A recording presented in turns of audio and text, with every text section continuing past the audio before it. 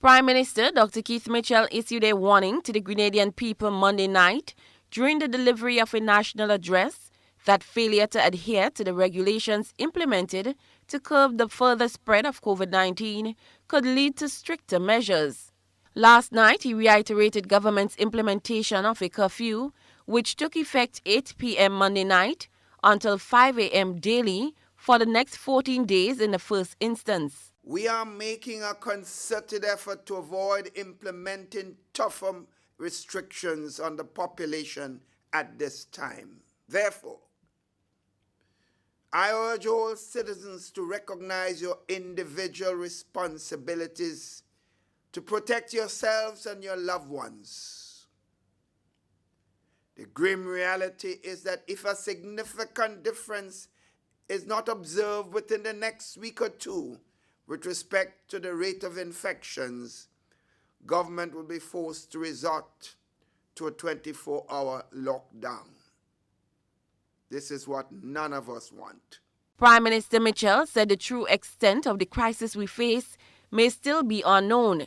Health officials have explained that based on the estimated window of exposure, many persons are possibly in the incubation stages of any potential infection, and therefore we must await their testing on the scientifically appropriate day to better determine the magnitude of the cluster.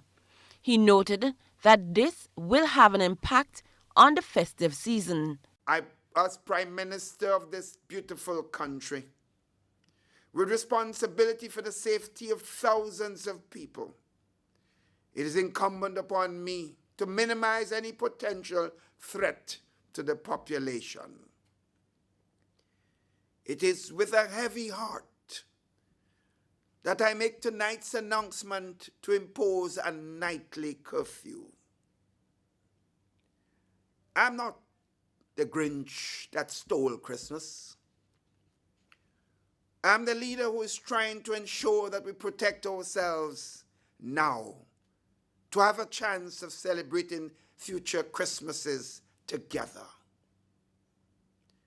2020 has been a painful year, filled with uncertainty, anxiety, frustration, and even despair for all.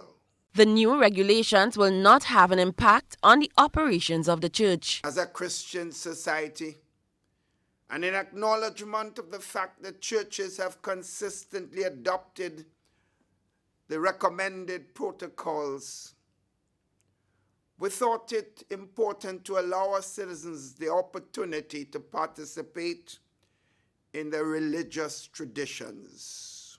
That said, we call on all religious leaders to be very strict in implementing the COVID-19 protocols at your respective churches.